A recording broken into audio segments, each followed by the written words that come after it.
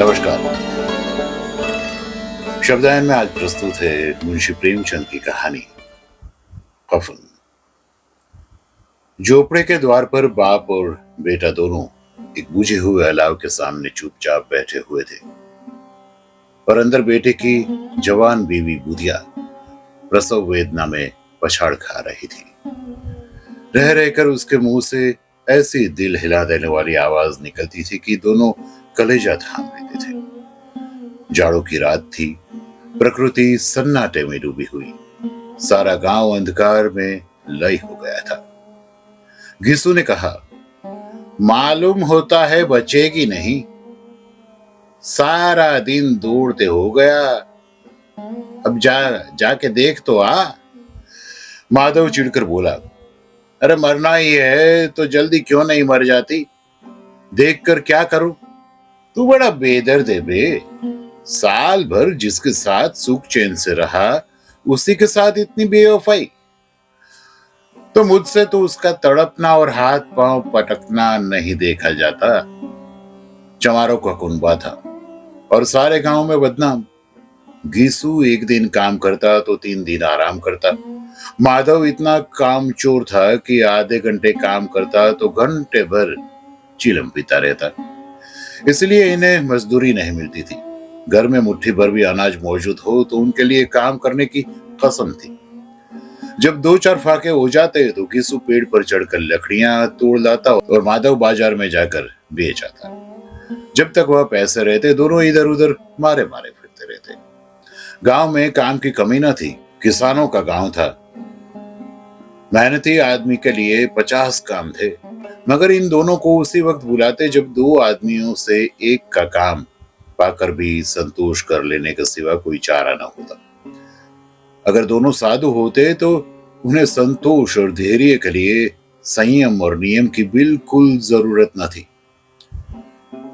यही तो इनकी प्रकृति थी। विचित्र जीवन था इनका।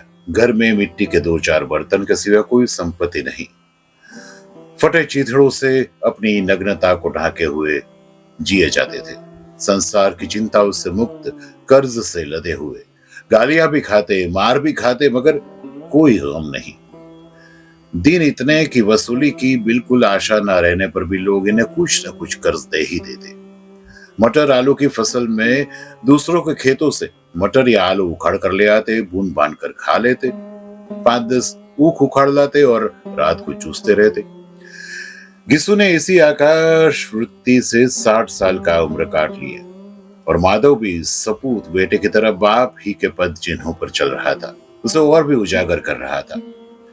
इस वक्त भी दोनों अलाव के सामने बैठे हुए आलू खा रहे थे जो किसी के खेत से खोद लाए थे। घिसू की स्त्री का बहुत दिन हुए देहांत हो गया था। माधव का ब्याह पिछले साल हुआ। जब से यह औरत आई थी तो उसने इस खानदान में व्यवस्था की नींव डाली थी और इन दोनों बेगैरतों का दोजख बढ़ती रहती थी। जब से वह आई यह दोनों और भी आलसी और आराम तलब हो गए थे, बल्कि कुछ अकड़ने भी लगे थे। कोई कार्य करने के लिए बुलाता तो निर्व्याज भाव से दुगुनी मजदूरी मांगते। वही औरत आज प्रसव वेदना से मर रही थी और यह दोनों इस इंतजार में थे कि वह कब मर जाए तो आराम से सोए। घिसू ने आलू निकालकर छीलते हुए कहा, अरे जाकर देख क्या दशा है उसकी, चुड़ैल का फिसाद होगा और क्या। यहाँ तो ओझा भी 1 रुपया मांगता है। माधव को भय था कि वह कोठरी में गया तो घिसू आलूओं का बड़ा भाग साफ कर देगा। बोला, मुझे वहां जाते हुए डर लगता है। अरे डर किस बात का है, मैं यहां तो हूं ही, तो तुम ही जाकर देखो ना। मेरी औरत मरी थी तो मैं 3 दिन तक उसके पास से हिला तक नहीं था, और फिर मुझसे लजाएगी कि नहीं। जिसका कभी मुंह नहीं देखा आज उसका उधड़ा हुआ बदन देखूं, उसे तन की सूध भी तो न होगी। मुझे देख लेगी तो खुलकर हाथ पांव भी न पटक सकेगी। मैं सोचता हूं कोई बाल बच्चा हो गया तो क्या होगा, सौंफ गुड़ तेल कुछ भी तो नहीं है घर में। सब कुछ आ जाएगा, भगवान दे तो। जो लोग अभी एक पैसा नहीं देते वे ही कल बुलाकर ₹5 देंगे हमें। मेरे 9 लड़के हुए, घर में कभी कुछ न था, मगर भगवान ने किसी न किसी तरह बेड़ा पार ही लगाया। जिस समाज में रात दिन मेहनत करने वालों की हालत उनकी हालत से कुछ बहुत अच्छी न थी, और किसानों के मुकाबले में वो लोग जो किसानों की दुर्बलताओं से लाभ उठाना जानते थे, वह कहीं ज्यादा संपन्न थे। वहां इस तरह की मनोवृत्ति का पैदा हो जाना कोई अचरज की बात न थी। हम तो कहेंगे यीशु किसानों से कहीं ज्यादा विचारवान था और किसानों के विचार शून्य समूह में शामिल होने के बदले बैठकबाजों की कुत्सित मंडली में जा बैठा था। हाँ, उसमें यह शक्ति न थी कि बैठकबाजों के नियम और नीति का पालन करता।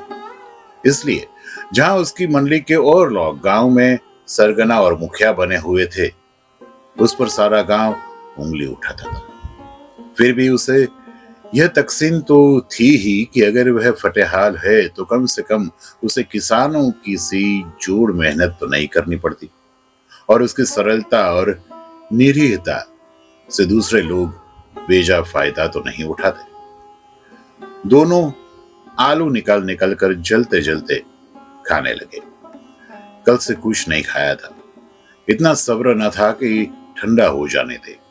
कई बार दोनों की जबानें जल गई। छिल जाने पर आलू का बाहरी हिस्सा जबान, हलक और तालू में लग जाता और जला देता था, और उस अंगारे को मुंह में रखने से ज्यादा खैरियत इसी में थी कि वह अंदर पहुंच जाए। वहां उसे ठंडा करने के लिए काफी सामान था, इसलिए दोनों जल्द जल्द निकल जाते। हालांकि इस कोशिश में उनकी आंखों से आंसू निकल आते। घिसू ने उस वक्त ठाकुर की बारात को याद किया जिसमें 20 साल पहले वह गया था। उस दावत में उसे जो तृप्ति मिली थी वह उसके जीवन में एक याद रखने लायक बात थी, और आज भी उसकी याद ताजा थी। बोला, वह भोज नहीं भूलता। तब से फिर उस तरह का खाना और भरपेट मिला ही नहीं।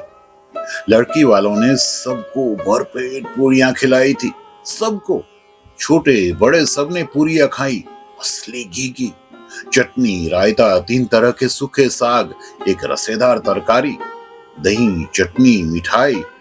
क्या बताऊं उस भोज में क्या स्वाद मिला। कोई रोक टोक नहीं, जो भी चीज चाहो मांगो, जितना चाहो खाओ। लोगों ने ऐसा खाया कि किसी से पानी तक न पिया गया। मगर परोसने वाले हैं कि पत्तल में गर्म गर्म गोल गोल सुवासित कचौड़ियां डाले जाते थे। मना करते हैं कि नहीं चाहिए, पत्तल पर हाथ रोक देते, मगर वे हैं कि दिए जाते थे। और जब सबने मुंह धो लिया तो पान इलायची भी मिली, मगर मुझे पान लेने की कहां सूझ थी। खड़ा हुआ न जाता था, चटपट जाकर अपने कंबल पर लेट गया। ऐसा दिल दरियाव था वह ठाकुर। माधव ने इन पदार्थों का मन ही मन मजा लेते हुए कहा, अब हमें कोई ऐसा भोज नहीं खिलाता। अब कोई क्या खिलाएगा, वह जमाना दूसरा था। अब तो सबको किफायत सूझी है। शादी ब्याह में मत खर्च करो, क्रिया कर्म में मत खर्च करो। पूछो गरीबों का माल बटोर बटोर कर कहाँ रखोगे। बटोरने में तो कमी नहीं है, हाँ खर्च में किफायत सूझती है सबको। तुमने एक 20 पूरी खाई होगी, 20 से ज्यादा ही खाई थी। मैं तो 50 खा लेता, 50 से कम मैं न खाई होगी। अच्छा कहा था, तू तो मेरा आधा भी नहीं आज। आलू खाकर दोनों ने पानी पिया और वहीं अलाव के सामने अपनी धोतियां ओढ़कर पांव पेट में डाले सो रहे थे, जैसे 2 बड़े बड़े अजगर गेंडोलिया मार कर पड़े हो। और बुधिया अभी तक कराह रही थी। सवेरे माधव ने कोठरी में जाकर देखा तो उसकी स्त्री ठंडी हो गई थी। उसके मुंह पर मक्खियां भिनक रही थी। पथराई हुई आंखें ऊपर टंगी हुई थी, सारी देह धूल से लथपथ हो रही थी। उसके पेट में बच्चा मर गया था। माधव भागा हुआ घिसू के पास आया। फिर दोनों जोर जोर से हाय हाय करने लगे और छाती पीटने लगे। पड़ोस वालों ने यह रोना धोना सुना तो दौड़े हुए आए। पुरानी मर्यादा का अनुसार इन अभागों को समझाने लगे, मगर ज्यादा रोने पिटने का अवसर न था। कफन की और लकड़ी की फिक्र करनी थी। घर में तो पैसा इस तरह गायब था जैसे चील के घोंसले में मांस। बाप बेटे रोते हुए गांव के जमींदार के पास गए। वह इन दोनों की सूरत से नफरत करता था। कई बार उन्हें अपने हाथों से पीट चुके थे। चोरी करने के लिए, काम कर न आने के लिए। पूछा, क्या है बे गिसुआ, रोता क्या है? अब तो तू कहीं दिखलाई भी नहीं देता। मालूम होता है इस गांव में रहना नहीं चाहता। गिसू ने जमीन पर सिर रखकर आंखों में आंसू भरे हुए कहा, सरकार, बड़ी विपत्ति में हूं। माधव की घरवाली रात को गुजर गई। रात भर तड़पती रही सरकार। हम दोनों उसके सिरहाने बैठे रहे। दवा दारू जो कुछ हो सका सब कुछ किया। मुद्दा वह हमें दगा दे गई। अब कोई एक रोटी देने वाला भी न रहा। मालिक तबाह हो गए, घर उजड़ गया। आपका गुलाम हूं। अब आपके सिवा कौन उसकी मिट्टी पार लगाएगा? हमारे हाथ में तो जो कुछ था वह सब तो दवा दारू में उठ गया। सरकार की ही दया होगी जो उसकी मिट्टी उठेगी। आपके सिवा किसके द्वार पर जाऊं? जमींदार साहब दयालु थे, मगर गिसू पर दया करना काले कंबल पर रंग चढ़ाना था। जी में तो आया, कह दे चले, दूर हो यहां से।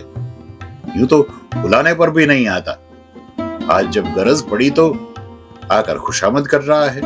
हरामखोर कहीं का, बदमाश।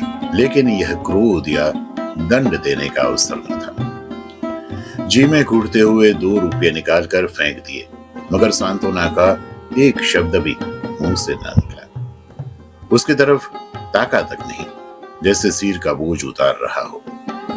जब जमींदार ने 2 रुपये दिए तो गांव के बनिए महाजनों को इनकार का साहस कैसे होता। गिसू जमींदार के नाम का ढिंढोरा भी पिटना खूब जानता था। किसी ने 2 आने दिए, किसी ने 4 आने। 1 घंटे में गिसू के पास 5 रुपए की अच्छी रकम जमा हो गई। कहीं से अनाज मिल गया, कहीं से लकड़ी। और दोपहर को गिसू और माधव बाजार से कफन लाने चले।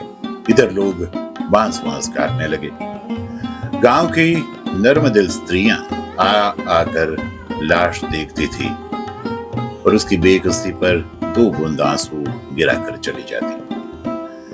बाजार में पहुंचकर गिसू बोला, लकड़ी तो उसे जलाने भर को मिल गई है। अबे माधव, क्यों? माधव बोला, हाँ लकड़ी तो बहुत है, अब कफन चाहिए। तो चलो कोई हल्का सा कफन ले ले। हाँ और क्या, लाश उठते उठते रात हो जाएगी। रात को कफन कौन देखता है? कैसा बुरा रिवाज है ना, जिसे जीते जी तन ढांकने को चिथड़ा भी ना मिला, उसे मरने पर नया कफन चाहिए। कफन तो लाश के साथ जल ही तो जाता है, और क्या रखा रहता है। यही 5 रुपये पहले मिलते तो कुछ दवा दारू कर लेते। दोनों एक दूसरे के मन की बात को ताड़ रहे थे। बाजार में इधर उधर घूमते रहे, कभी इस बाजार में एक दुकान पर तो कभी दूसरी दुकान पर। तरह तरह के कपड़े, रेशमी, सूती देखे, मगर कुछ जंचा नहीं। यहाँ तक कि शाम हो गई। तब दोनों न जाने किस देवी प्रेरणा से एक मधुशाला के सामने जा पहुंचे और जैसे कि पूर्व निश्चित व्यवस्था से अंदर चले गए। वहां जरा देर तक दोनों असमंजस में खड़े रहे। फिर गिसू ने गद्दी के सामने जाकर कहा, साहू जी, 1 बोतल हमें भी देना। इसके बाद कुछ चिखोना आया, तली हुई मछली आई और दोनों बरामदे में बैठकर शांतिपूर्वक पीने लगे। कई कुब्जियां ताबड़तोड़ पीने के बाद दोनों सुरूर में आ गए। गिसु बोला, कफन लगाने से क्या मिलता, आखिर जल ही तो जाता है, कुछ बहू के साथ तो न जाता। माधव आसमान की तरफ देखकर बोला, मानो देवताओं को अपनी निष्पापता का साक्षी बना रहा हो। दुनिया का दस्तूर है जी, कई लोग बामनों को 1000 रुपये क्यों देते हैं, कौन देखता है परलोक में मिलता है या भी नहीं कुछ। बड़े आदमियों के पास धन है, फूके, हमारे पास फूकने को क्या है। मगर लोगों को जवाब क्या दोगे, लोग पूछेंगे नहीं कफन कहाँ है। गिसु हंसा, अबे कह देंगे रुपया कमर से खिसक गया, बहुत ढूंढा मिला ही नहीं, लोगों को विश्वास ना आएगा, लेकिन फिर वही रुपये देंगे। माधव भी हंसा, इस अनपेक्षित सौभाग्य पर बोला, बड़ी अच्छी थी बेचारी, मरी तो खूब खिला पिला कर। आधी बोतल से ज्यादा उठ गई। गिसु ने 2 सेर पूरियां मंगाई, चटनी, अचार, कलेजियां। शराब खाने के सामने ही दुकान थी। माधव लपक कर 2 पतलों में सारे सामान ले आया। पूरा 1.5 रुपया खर्च हो गया, सिर्फ थोड़े से पैसे बचे रहे। दोनों इस वक्त इस शान से बैठे पूरियां खा रहे थे जैसे जंगल में कोई शेर अपना शिकार उड़ा रहा हो। न जवाबदेही का खौफ था, न बदनामी की फिक्र। इन दोनों भावनाओं को उन्होंने बहुत पहले ही जीत लिया था। गिसु दार्शनिक भाव से बोला, हमारी आत्मा प्रसन्न हो रही है तो क्या उसे पुण्य ना मिलेगा। माधव ने श्रद्धा से सिर झुकाकर तस्दीक की, जरूर से जरूर होगा, भगवान तुम अंतर्यामी हो, उसे बैंकुट ले जाना, हम दोनों हृदय से आशीर्वाद दे रहे हैं। आज जो भोजन मिला है वह कभी उम्र भर न मिला था।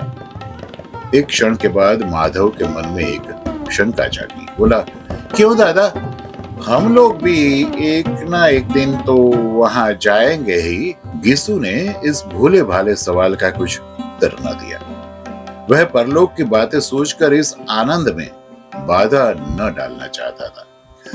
जो वहां हम लोगों से पूछे कि तुमने हमें कफन क्यों नहीं दिया तो क्या कहोगे? कहेंगे तुम्हारा सिर।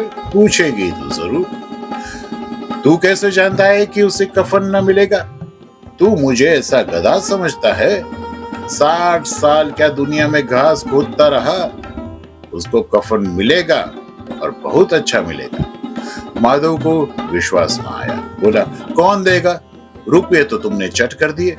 वह तो मुझसे पूछेगी, उसकी मांग में तो सिंदूर मैंने डाला था। कौन देगा? बताते क्यों नहीं? अरे वही लोग देंगे जिन्होंने अब की दिया। हाँ, अब की रुपया हमारे हाथ न आएगा। ज्यों ज्यों अंधेरा बढ़ रहा था और सितारों की चमक तेज होती जाती थी, मधुशाला की रौनक भी बढ़ती जाती थी। कोई गाता था, कोई डींग मारता था, कोई अपने संगी के गले लिपट जाता था, कोई अपने दोस्त के मुंह में कुल्हड़ लगाए देता था। वहां के वातावरण में सुरूर था, हवा में नशा। कितने तो यहाँ आकर एक चुल्लू में मस्त हो जाते। शराब से ज्यादा यहाँ की हवा उन पर नशा करती थी। जीवन की बाधाएं यहाँ खींच लाती थी और कुछ देर के लिए वही भूल जाते थे कि वे जीते हैं या मरते हैं, या न जीते हैं न मरते हैं। पर यह दोनों बाप बेटे अब भी मजे ले लेकर चुस्कियां ले रहे थे। सबकी निगाहें इनकी ओर जमी हुई थी। दोनों कितने भाग्य के बली है। पूरी बोतल है बीच में। भरपेट खाकर माधव ने बची हुई पुड़ियां एक पत्तल में डालकर उठाकर एक भिखारी को दे दी। जो खड़ा हुआ उनकी ओर भूखी आंखों से देख रहा था और देने के गौरव, आनंद और उल्लास का अपने जीवन में पहली बार उसने अनुभव किया। यीशु ने कहा, ले जा, खूब खा और आशीर्वाद दे। जिसकी कमाई है वह तो मर गई, मगर तेरा आशीर्वाद उसे जरूर पहुंचेगा। रोए रोए से आशीर्वाद दो। बड़ी गाड़ी कमाई के पैसे है। माधव ने फिर आसमान की तरफ देखकर कहा, वह वैंकुट में जाएगी दादा, वैंकुट की रानी बनेगी। गिसु खड़ा हो गया और जैसे उल्लास की लहरों में तैरता हुआ बोला, हाँ बेटा, वैंकुट में जाएगी। किसी को सताया नहीं, किसी को दबाया नहीं, मरते मरते हमारी जिंदगी की सबसे बड़ी लालसा पूरी कर गई। वह ना वैंकुट जाएंगी तो क्या ये मोटे मोटे लोग जाएंगे जो गरीबों को दोनों हाथों से लूटते हैं और अपने पाप को धोने के लिए गंगा में नहाते हैं, मंदिरों में जल चढ़ाते हैं। श्रद्धालुता का यह रंग तुरंत ही बदल गया। अस्थिरता नशे की खासियत है। दुख और निराशा का दौरा हुआ। माधव बोला, मगर दादा, बेचारी ने जिंदगी में बड़ा दुख भोगा, कितना दुख झेल कर मरी। वह आंखों पर हाथ रखकर रोने लगा, चीखे मार मार कर। यीशु ने समझाया, अरे क्यों रोता है बेटा? खुश हो कि वह माया जाल से मुक्त हो गई, जंजाल से छूट गई। बड़ी भाग्यवान थी जो इतनी जल्द मोह माया के बंधन तोड़ दिए। और फिर दोनों खड़े होकर गाने लगे, ठगनी क्या नैना चमकावे, ठगनी क्या नैना चमकावे, कद्दू काट मृदंग बनाया, नींबू काट मजीरा, 5 तुरई मंगल गावे, नाच बालम खीरा, आमदार चढ़ी कछुआ तोड़े, गिलहरी चुन चुन लावे। कहे कबीर सुनो भाई साधु, बगुला भोग लगावे। पियक्कड़ों की आंखें उनकी ओर लगी हुई थी, पर यह दोनों अपने दिल में मस्त गाए जा रहे थे।